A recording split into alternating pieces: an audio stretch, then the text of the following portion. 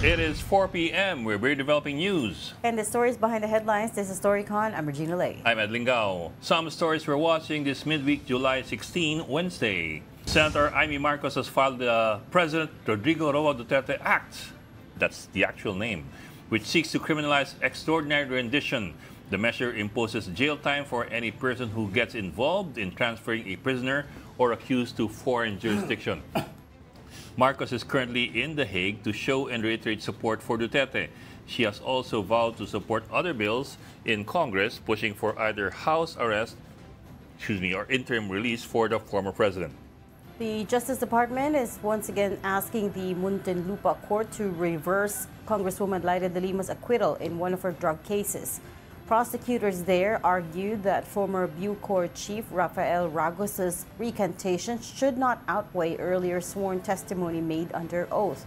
The DOJ claims that the trial court erred in dismissing key evidence and failed to follow a Court of Appeals order to reevaluate the case. The United States Navy is set to build a boat maintenance facility at the Naval Detachment Oyster Bay in Palawan. The Navy stresses that it is not an American military base, but a facility in a Philippine military base. The project will support repairs for small Philippine military vessels. And Pag-asa says Tropical Depression Krising is expected to intensify into a tropical storm tomorrow morning and reach severe tropical storm category by Friday evening. It was last spotted 725 kilometers east of Virac, Catanduanes. Krising will bring heavy rainfall over Camarines Norte, Camsur, Catanduanes, Albay, Sorsogon, Masbate, Northern Samar, Eastern Samar, Samar, and Biliran. First Lady Liza Araneta Marcos will not join President Bongbong Marcos on his upcoming trip to Washington. Palace Press Officer Yusek Claire Castro confirmed this in an interview with True FM's Ted Filon and DJ Chacha. The president will be in Washington, D.C. to meet his U.S. counterpart, Donald Trump, from July 20th to the 22nd.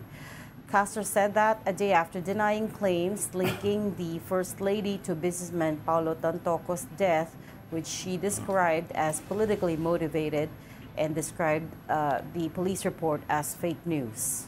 On to another spokesperson, Ruth Castello of the Office of the Vice President. Castello held a media briefing today to present the OVP's accomplishment report for 2024, which also includes initiatives of VP Sara Duterte since she came into power in 2022. Sara is currently in the Netherlands to visit her ICC-detained father, former President Duterte. Castello also dismissed people branding the VP a mere spare tire. The services that are now being delivered by the Vice President through her office is a way of preparing herself just in case anything happens from now until 2028. All the Vice Presidents, past, present, and future, are looked at as spare tire. But if you really think about it, the Vice President should be as prepared as the President. Should anything happen to him, who assumes the responsibility? Keeping her out of the loop or not being able to provide funds for her projects and programs, not being able to support the Vice President is a great disservice to the country. And joining us today, bubulong-bulong pa, historical investment political pundit, Tito Raul Llamas. Bubulong ka, may microphone ka naman dyan. Napipick up there. Has it ever occurred to you that a microphone is live? Mga hot mic tayo dito. Naman, amateur tayo, hindi naman tayo professional. Katulad dito katabi ko. No, is this the ultimate in transparency? Tayo lang naman Unwitting transparency. Tayo naman and the thousands watching us. Tayo lang naman kung dayo lang tayo rito, hindi katulad ng mga katabi ko. And from the Philippine Star, of course, we've got Editor-in-Chief, Ami Pamintuan. Hi, Ami. Hi everyone! Happy Wednesday! Happy Wednesday. Stormy Wednesday! Talagang nakakababa talaga ng loob yung kulay ng damit niya. Yun, talagang yung hindi ka magagalit. Talaga? Diba? Yung, kahit galit na galit ka na. Diba? So kanina nung gigigil ka ngayon, chill ka na ngayon, chill. Chill na. Siyempre kailangan may kulay kapag ganitong malungkot yung araw. Yan, diba? Di ba? Bumabagyo eh. Diba? Hindi naman bumabagyo sa amin. Ganyan yung kulay na kwan Ganyan yung kulay na Hindi pa. Tawag dyan, maudlin. No? Yung ganyan Maudlin? Maudlin. That's a very deep word for you. Wow, maudlin. I feel very maudlin today. Di ba? Hindi ka na na-traffic, Ronald. Baka nag-LRT ka, 50% discount na. Inagahan ko na yung alis. Inagahan ko na. Kasi 50% Hindi, off pero yung LRT. hindi kasi traffic today kumpara kahapon. Kahapon talaga hindi umaandar. Pero bakit kaya yun? Wala namang bakit kaya Pati si Reg nagkaganon? na traffic going here. Galing siya sa south, ako galing sa north. Yeah, Sobrang but what's the traffic. reason yesterday? We never found out, Ami. To find Hindi the talaga right reason gumagana. of traffic is to look for logic in politics. Oh, well. In the Senate. Ngayon yung mga senior sumakay na sa MRT saka LRT. 50%. Correct. So, 50% discount na eh. It Ang was problema inaugurated by President Marcos. Problema sa mga senior, dahil sira yung elevator eh. Mga akyat. Ang hirap umakyat. Kaya talaga kailangan bigyan ng 50%. Kasi Oo nga, that's a good point. Yun yung 50% mo, yung exercise mo, paakyat. actually, Ami, kung makaabot ka dun sa sa taas ng MRT mismo, dapat hindi na 50%, dapat 100%, yun ang Oo premyo. nga, that's Libre na true. libre. Teka lang, is it 50% plus the 20% senior citizen Grabe ka na. discount? Hindi ba? Hindi, Hindi, dapat total na siya, yata. dapat 70% 50 na. Because it's mandatory in 20%, right? Oh, yeah. Ano itong 50? Yeah. Dagdag ba or Nalala ko lang kanina, inanay ko, nandun sa labas ng clinic ng doktor niya, 5 oras naghihintay. ow? Bakit? Wala pa yung doktor. Nako. 95 years old. 95 Hindi years old. nag-LRT. Bata pa yung doktor. Ha? 95 years old yung nanay ko eh. Ayun. Naghihintay ng 5 hours. Ayun. So, hindi mo tinakot? Wala pa lang Milagro. aircon. Hindi, wala ako nun eh. So, Tsaka wala akong dalang gasolina. ayun na, we're looking at pictures of President Marcos at Oh, the yan yung LRT. MRT. Nung ni-launch na yung Ah, 50% yung mga seniors, senior citizen discount, and also, of course, the other news strand is yung Dalian trains. Oh. Yes. Na Yung Pinso? for the first time, ano? Oo. napatakbo nila.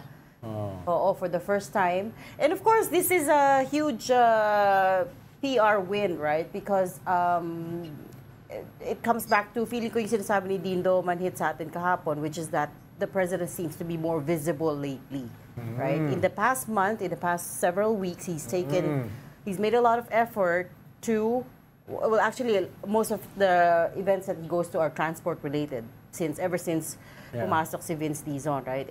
Trains, ano pa ba yun? Sa, Last usually sa lane, trains, pati mga sa buses. CR, last lane, CR, Bus lane. airports, Oo, sa no? airport. Tulay, San Juanico Correct. Bridge, di ba? Dumalagay Mga sila ganun. sa airport. Subway. Oo. Kaya kahit nagpalit sila ng 5 beses ng kanilang communication staff. Looks like Vince is doing a lot more for him than the communications messaging, the strategy from Malacanang in terms of He communication. is dezonifying politics. Yeah. Dezoneifying. Pinag-resign ng yung ni Dave Gomez, yung mga officials lang naman Yeah. Yes. ng PCO, courtesy resignation. Oo. Nakailang courtesy To give him resignation the na. free hand. Lahat ba sila papadala sa MECO? Itanong mo ko yung mga Hindi pa naman kabatch tinatanggap. ni Chelo, nagpunta rin ng Mexico. yung mga tao ni Pero mo, puro, dami nun, no? Puro PCOO na sa MECO. Okay. Masarap pagkain doon sa Taiwan, ha? Sarap. Oo, I mean, sabi ko nga, it's a very cushy gig because it's, you Yeah. don't have full diplomatic responsibilities, pero maganda yung office. It's a great city to live in. Okay, we have to Yes. bring in our first guest now. We are talking, of course, impeachment again. We've got prosecution team member and Manila 3rd District Representative, Congressman Joel Chua. Sir, welcome back to StoryCon. Magandang hapon, sir. Gandang hapon, Congressman. Magandang hapon po sa inyo lahat. Good afternoon, Good sir. afternoon, Congressman. Ay, good afternoon po.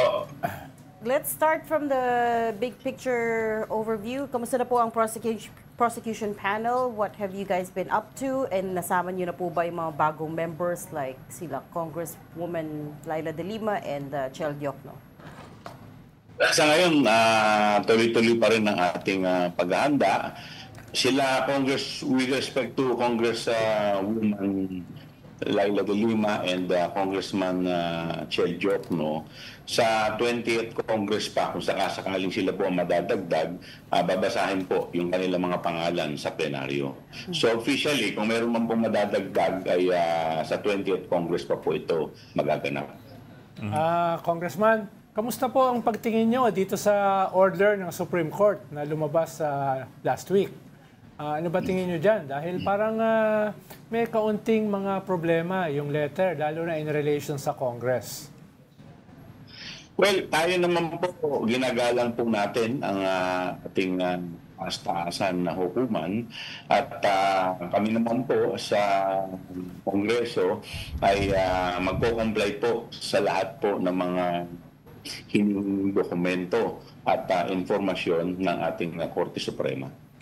Okay naman po yung sabi nyo na magko-comply kayo. Pero hindi ba kayo concerned do sa tenor ng letter na parang may mga legal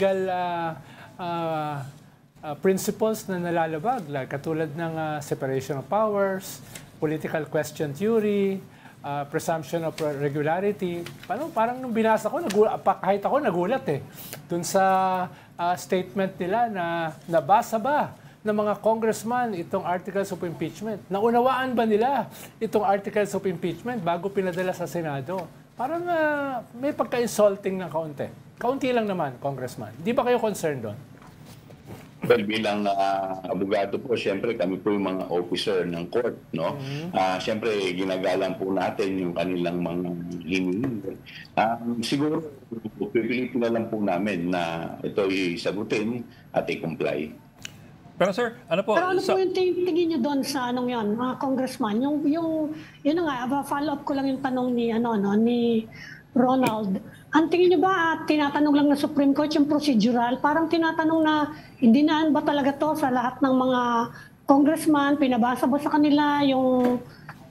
Ganun ba yung interpretation nyo? O yun na nga, merong mga nagsasabi na parang nakaka-insultong araw sa House.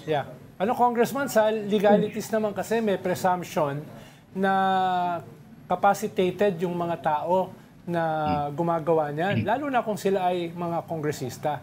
Usually, sinasabi lang yan pag may level ng incapacity yung tinatanong. Pero kaya doon medyo ako concerned yung tenor na yon, Congressman. Dahil capacitated naman kayo nung ginawa niyo yan. Well, presumption of legality. Itong impeachment complaint na amin pong isinagmit sa Senado. In fact, ito pong presumption of legality, ito po ay nabanggit po ng ating dating Senate President, Juan Ponce Enrile, doon po sa kaso ni Corona. But at the end of the day, siyempre bilang paggalang sa ating mga kataas-taasang hukom, ayaw naman natin mag-assume. No? So we will just take it as it is at ito'y pipilitin namin ma-comply sa lalong madaling panahon dahil kami po binibigyan na 10 non-extendable period. Ito po ay sundin. Pero sir, at the same time, medyo pointed yung questions na ni-raise ng Supreme Court and they seem to be pointing to a specific direction. For example, the SC is asking for information on the status of the three previous complaints. Yeah. Hindi yung fourth, yung 3 previous complaints. Also yung exact dates ng filing ng 3 previous complaints and whether the Secretary General has the discretion to decide kung kailan niya itatransmit sa Speaker yung complaint as well as the basis for the apparent delay in his transmission of the complaint. So parang pinupunto, parang ang direksyon ng Supreme Court dito, legal ba o hindi yung pagkakadelay ng SecGen ng pag-transmit sa Speaker's Office yung tatlong naunang impeachment complaints? Siguro ilalagay namin sa aming sagot yung kaso po ni Gutierrez. Kung maalala po ninyo, sa kaso po ni dating Merceditas Gutierrez, yung dating ombudsman sa Merceditas Gutierrez versus House of Representatives, kung saan po mismo ang Korte Suprema ang nagsabi, no, na hindi naman kinakailangan na na yung unang first impeachment complaint na isinumito, dapat din na magsisimula yung pwede naman po itong i-collate lahat na. Dahil kung ganun po mangyayari, we will end up na baka mamaya sa susunod, yung first file rule, ang mangyayari niya, may mga bogus complaint na nagagawin sa mga susunod. Ang recording period po kasi dito talaga is yung 10 session days. At may papakita rin naman namin, may puproduce din naman po namin na talagang ito ay pumasok po doon po sa 10 session days. Regardless po, the fact na nakalagay po sa rules na the section ay dapat immediately submitted to the office of the Speaker. Kasi ito naman po ay backup ng Gutierrez case.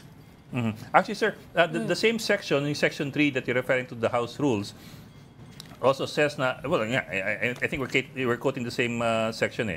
A verified complaint shall be filed with the SecGen and immediately referred to the Speaker. So, baka lang po matanong, but the first 3 were all verified complaints which should have been immediately by benefit of the House rules referred to the Speaker. Pero sa Gutierrez case, sila rin ang mismo nagsasabi. Yung mismo Korte Suprema rin ang nagsasabi na hindi naman pwedeng madaliin ang action ng House, no? Pwede naman itong complaint, pwedeng mag-antay muna ng mga additional impeachment complaint.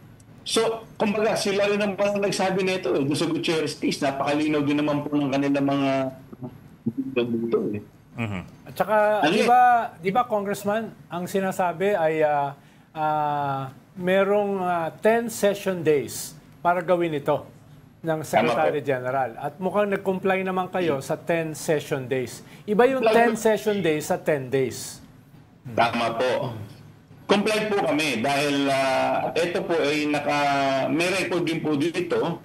Session number 26, yun po yung first day, which is December 3. At ito po ay na-submit sa Senate noong February 5. I think pumapatak siya na session number 37, I think. So, pasok po siya sa 10 session days.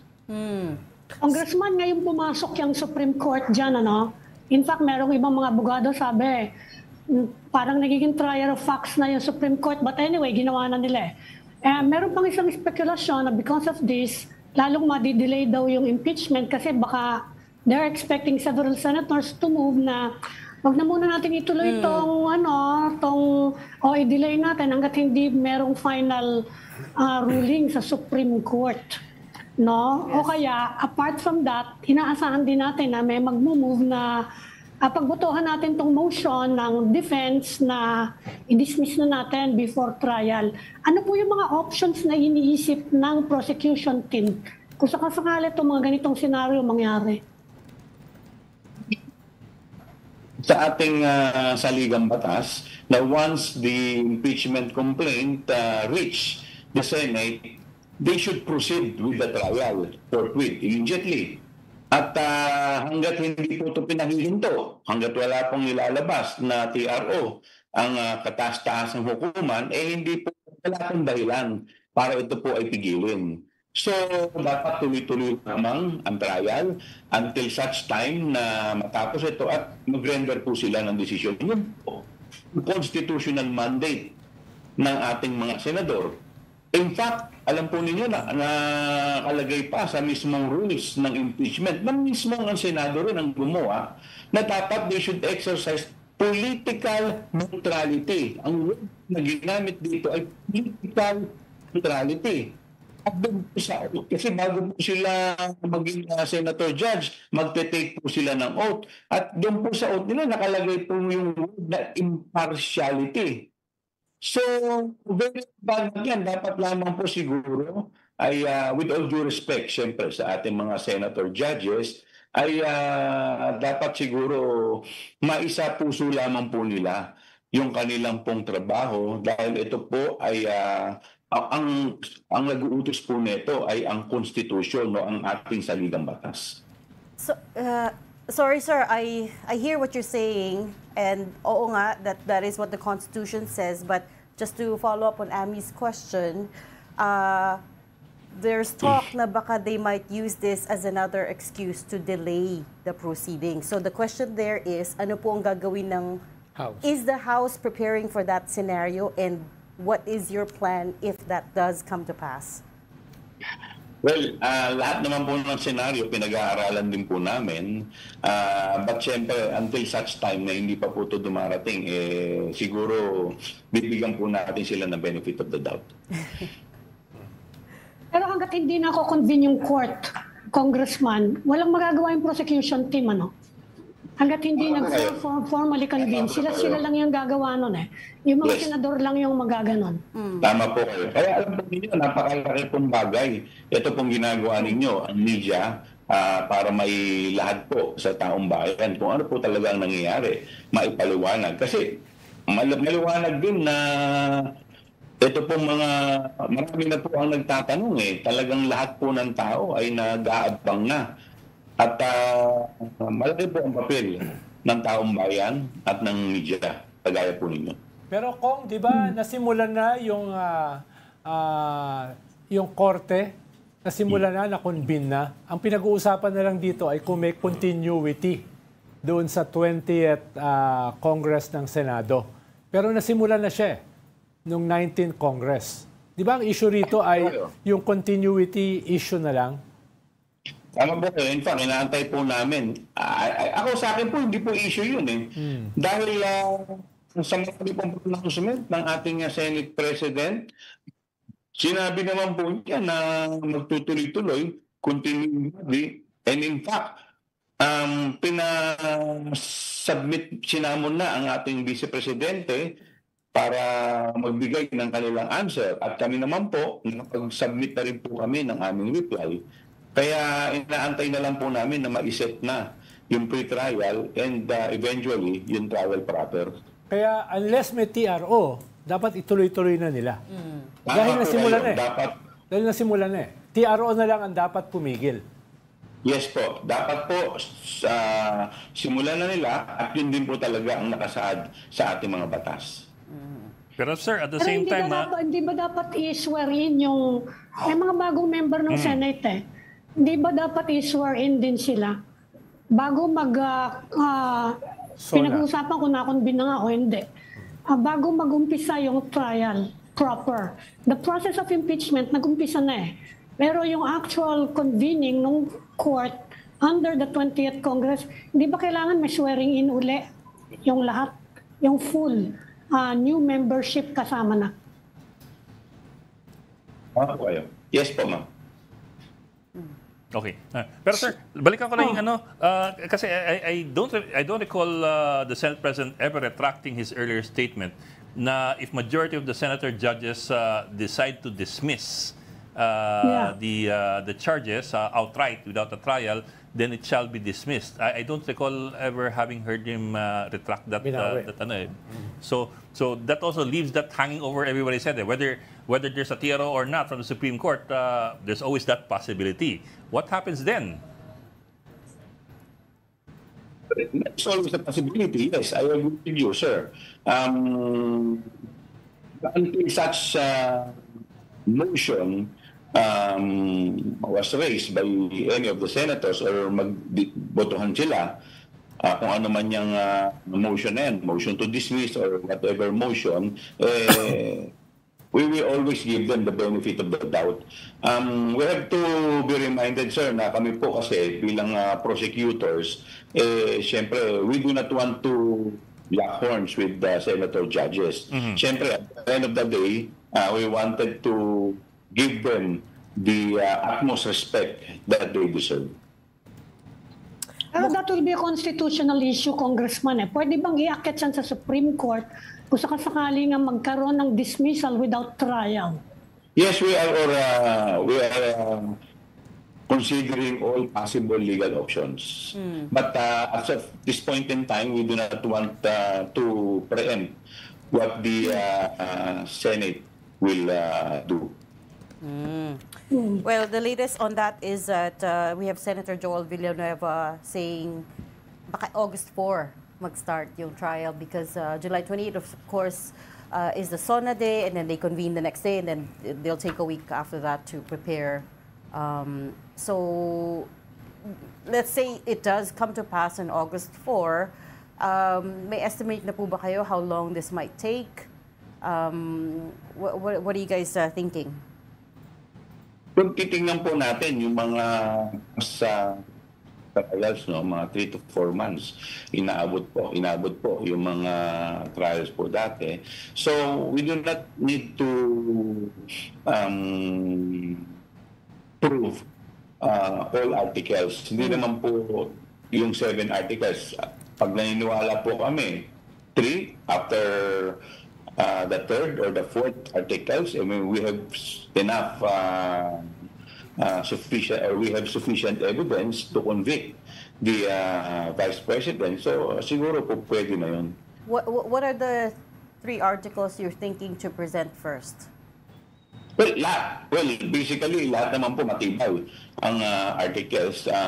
Although yung Article 1, this concerns yung threat against the life of the President, the First Lady, and the Speaker. Yung second article, yung confidential fund. Yung third article, ito po ay yung bribery issue.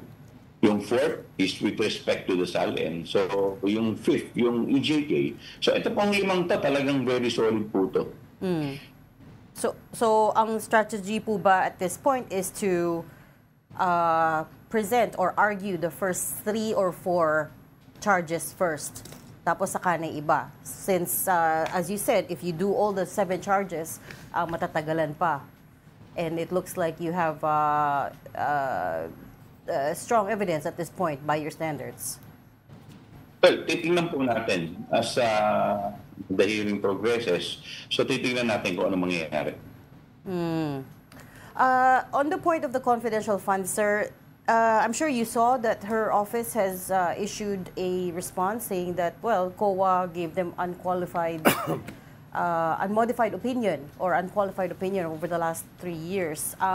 But I know that you don't think much of it. Please explain why. Yeah. It does not mean na wala naman pong problema dito. In fact, they were given notice of disallowance. So, kung walang problema, bakit na-issuean kayo ng notice of disallowance? In fact, during the committee hearing, if I remember it correctly, with the Committee on Appropriation, that question was asked. What do you mean by notice of disallowance? When the COA issued the notice of disallowance, what does it mean? So sabi po mismo ng COA na mali po yung paggamit. May problema sa paggamit. So that is on record. Sila nag-unqualified opinion. Kasi pinagmamalakihan actually ng mga agencies, and when they get that from the COA, parang seal of good governance yan sa kanila eh. Yeah. Bakit ganon? Parang hindi yata nagtutugma. Yes, Yeah, kaya I think dapat COA mag-panag, di ba? So, the fact na fin-lockdown nila yung first 125 million that was used for a period of 11 days. Yung nagkaroon ng notice of disallowance na dun eh. So, paano mo ipaliliwanag na walang problema yun? Actually, karamihan yata ng mga departamento talagang binibigyan ng seal of good governance. Eh. Parang may pagka-pro forma siya. Pero pag yung notice of disallowance, mas intensive na pagsusuri yun dun sa laman ng budget. No? Mas targeted sa specific components ng budget. Yung seal of good governance, mas yung buong departamento na nag-comply sila sa mga procedures, etc. etc. Kaya medyo magkaiba yung dalawa. Or they submitted the documents according to SOP. Yes. Ba yun? Hindi na-audit pa. Hindi pa yun yung auditing part. This is just the part where you submit all the relevant documents to COA, I think. Yung mga forms, yung mga ganyan, yung mga deadlines. Sir, have you found out any more about, still on the confidential funds, have you found out any more about itong mga so-called Chichirya names? One thing we keep coming back to is, hindi naman talaga, of course, we know they're not likely to be real people, but the question there is whether there is a ledger where the real names are written down. Yes, sir. We talked to Heidi Mendoza, former COA commissioner before about it. Ang sabi niya, as per the Joint Circular of 2015, dapat meron parating ledger kung saan nakalista yung mga real names na mga nakatanggap ng pera. So that yan ang pwedeng ibangga doon sa kung meron man doon sa mga vouchers na may mga suspicious names. If you will read the circular 2015, nakalagay po dito, dapat po yung real name, naka-sealed po yan. Nakalagay po sa sealed envelope Yes, sir. with the word confidential at the back. And then, ito pong sealed envelope, kailangan po ilagay po o itago sa vault. Now, during the committee hearing on good government, it was never presented to us. In fact, kung talagang meron to begin with, they asked for a certification from the AFP, bogus certification from the for AFP. Diba? Na talaga namang admittedly by AFP said na they did not receive any funding from the OVP. Doon lang meron ng problema eh. Diba? And then, the issue is not only with respect to the bogus name. I think the office of the Vice President needs also to explain the 1 million safe house that they rented in a span of 11 days. So, saan pong safe house ito na narentahan ninyo that is worth 1 million in 11 days? Yun nga kung isang pinagtataka ko dahil lumabas na may mga isa o dalawang military officer na nagdala ng 120 million sa kanila binigay at dinala nila wherever.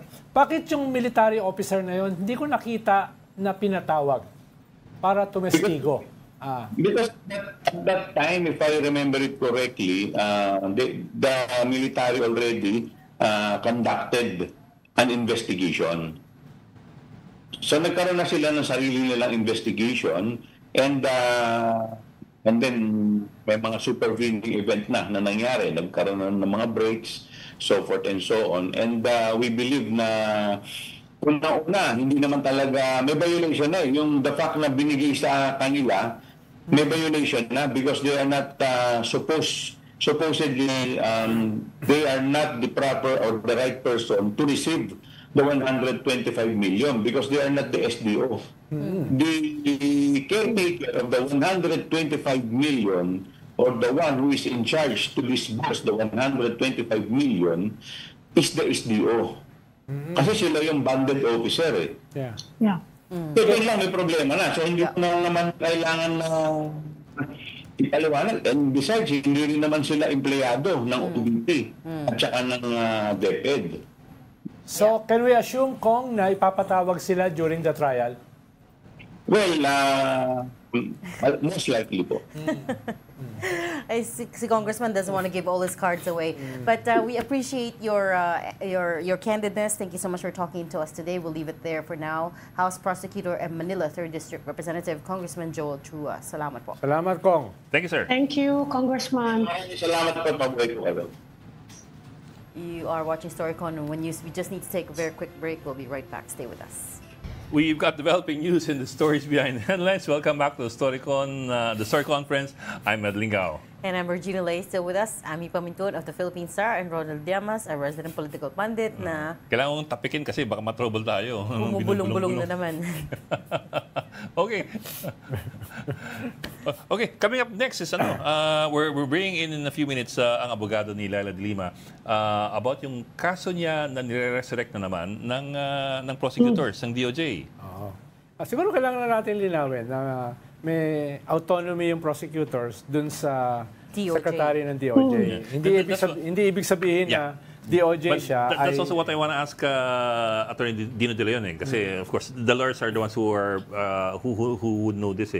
Yung nuancing yan ng the prosecutors are administratively under the DOJ, but they're not necessarily They can act independently. they're not necessarily taking orders. Dapat again, but it's the Philippines. Alam mo, sa gobyerno natin, maraming dapat. Pero under DOJ yan kayo naman.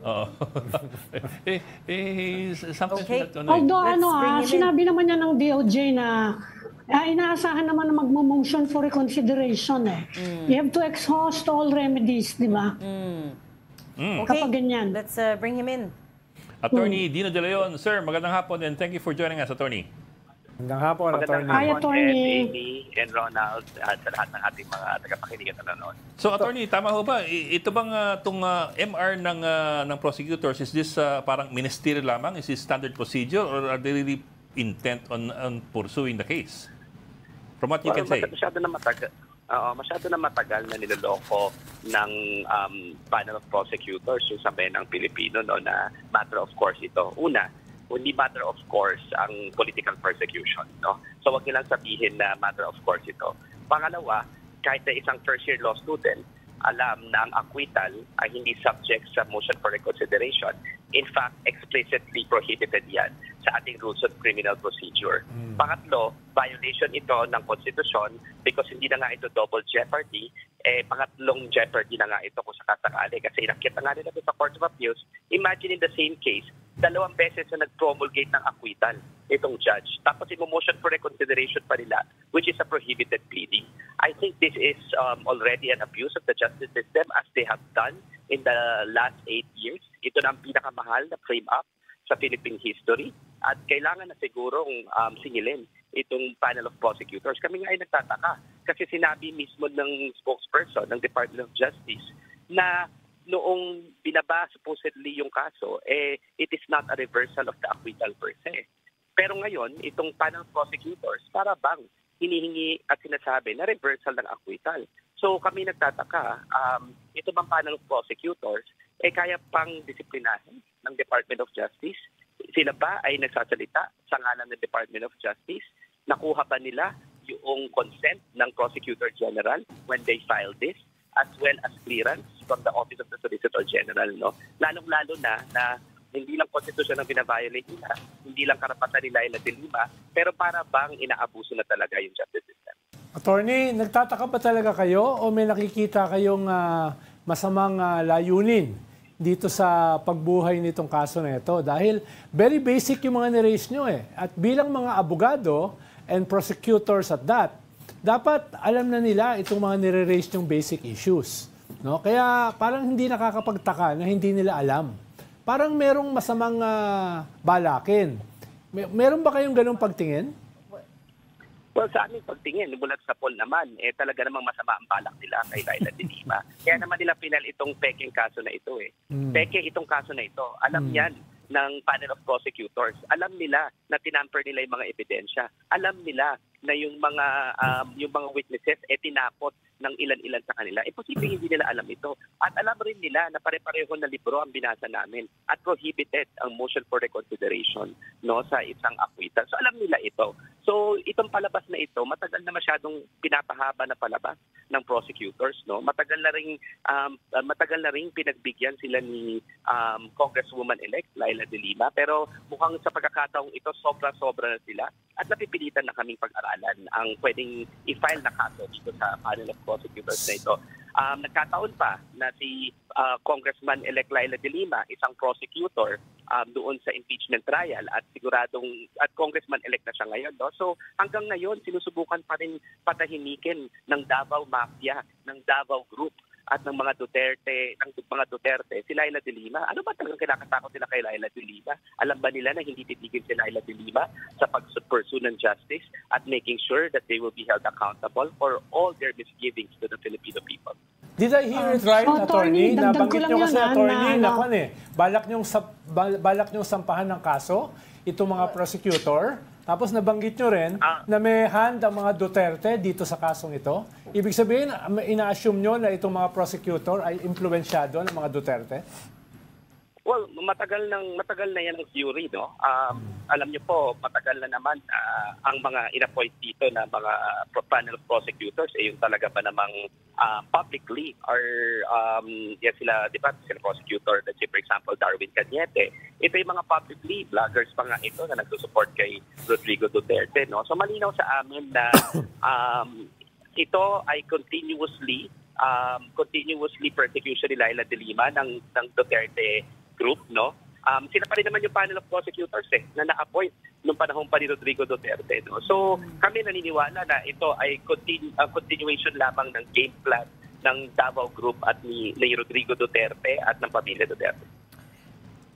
Orny, hindi ko nabasa yung detalye nung petition nila for yung motion. May nakita ba kayo, I'm sure you've read it, may nakita ba kayo na bago silang argument or are they presenting any new evidence para lang to merit the motion? Well, wala. Lahat ito narinig na, no? Lahat ito paulit-ulit na. Alam mo, in this country, Amy, there should be an end to litigation, no? Nung unang-una pa nilang pinakita itong kwentong barbero, kwentong kutsero nila at inventong kaso nila, novel pa. Pero yung inakwit na si Laila de Lima isang beses, inakwit si Laila de Lima pangalawang beses, inakwit si Laila de Lima pangatlong beses, na-dismiss na lahat, inakyat nila sa Court of Appeals, inakwit pa ulit siya pang-apat na beses, tapos gusto pa nila ng panlima. Ano ba naman itong kwentong kutsero na ito? Masyado nang mahaba yung pisi na binigay natin sa kwento na ito, no? Kahit na ano pang partido mo, ano pang political affiliation mo, anong paniniwala mo, isa lang ang justice system natin. Well, at dapat there should be an end to litigation in this country.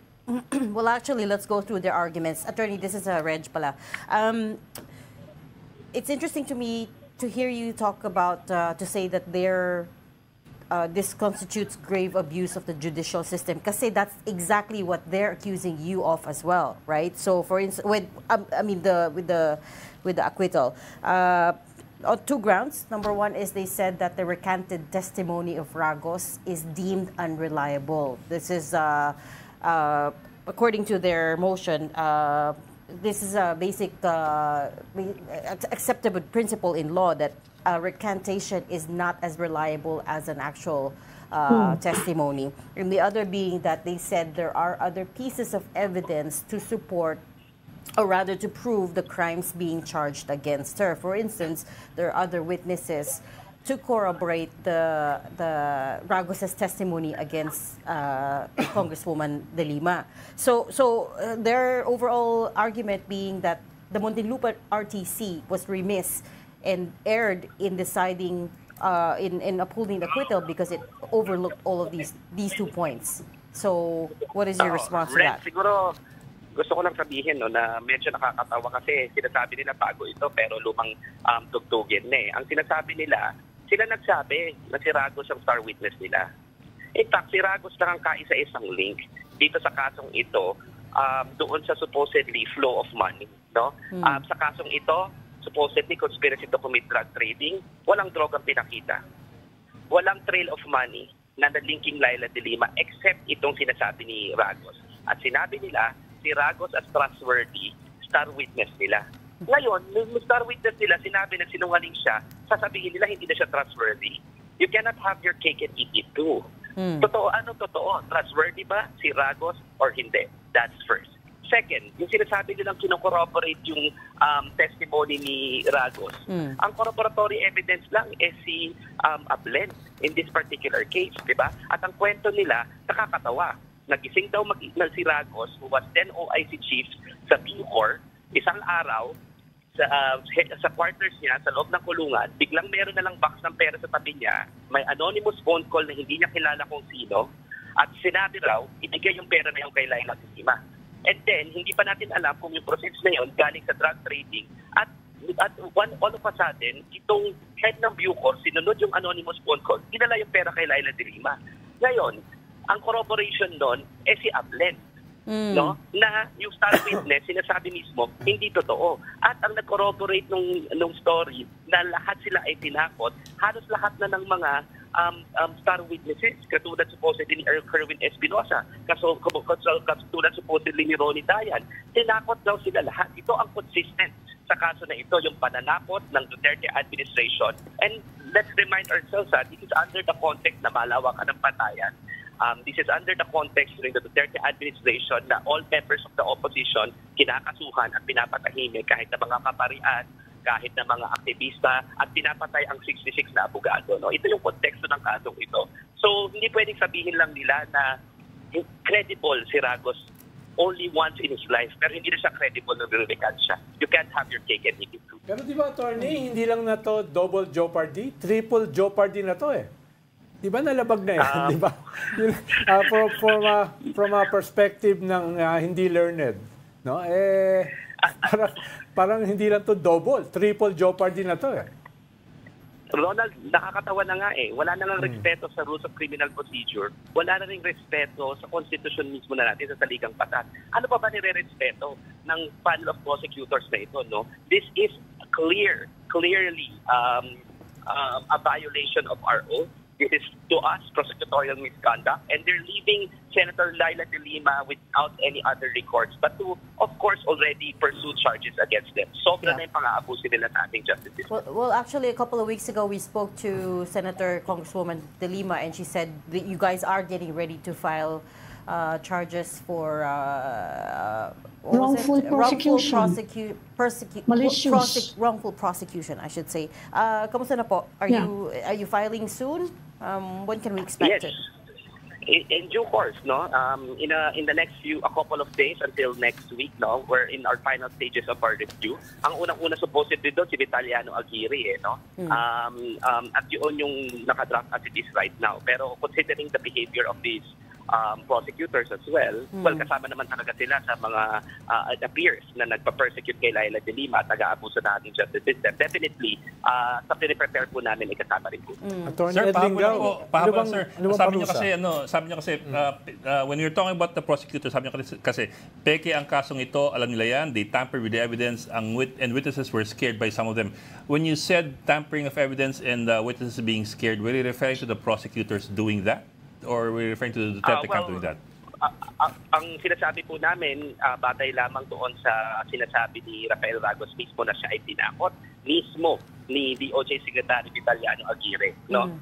At hindi kami naniniwala na walang ideya dito ang panel of prosecutors. No? Pero ang directly implicated based ng mga witnesses mismo ay si Vitaliano Aguirre. So I am not the one who's accusing.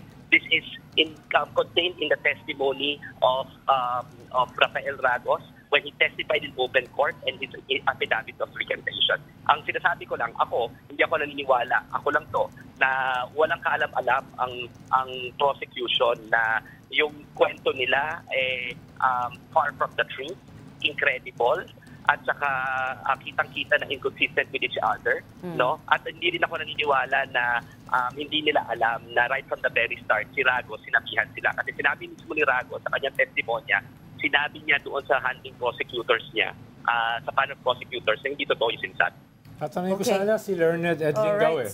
Ano bang parusa sa wrongful prosecution? Sorry. Let's go, Ami. Iba na yung iba na yung head ngayon ng Department of Justice eh. Sa tingin niyo alam nila yon, sila Secretary, siyempre, yung Prosecutor General and the Secretary of Justice, kapag ganitong klaseng kaso, it's high profile, dapat at least may busina dyan, di ba? Sa tingin nyo, nabusinahan sila, alam nila to. Nagtataka kami kung bakit. Kasi sa aming palagay, at least sa aming pagkakaalam is this administration is no longer weaponizing the justice system. So, yan ang aming pagkakaalam, no? So, kung alam pa ito ng Secretary of Justice at ng Prosecutor General, hindi ko makasasagot yan. I'm not privy to that information. Pero sa aming pagkakaalam, supposedly, ang declaration nitong administrasyon na to is ibang-iba sila sa administrasyon ni Rodrigo Duterte, re-respetuhin nila ang rule of law. No? At kung ganon, at yun yung pronouncements ng DOJ Secretary, at yun din ang sinabi ng kanilang spokesperson, siguro ang kailangan tanungin, nabusinahan man lang ba sila panel prosecutors na ito? O ito bang panel of prosecutors sa isang renegade group, all appointed by Duterte appointees in the administration of Rodrigo Duterte? I think that's a good place to end this interview. Thank you so much for joining Storycon today. Attorney Tino De Leon, lawyer to ML Party List, Congresswoman Laila de Lima. Salamat, sir. Maraming salamat po. Thank you, Attorney. All right, that's all the time we have for today. Unfortunately, thanks for joining Storycon. Ami Pomintuan, Editor-in-Chief of the Philippine Star, Ronald Llamas, the resident political pundit.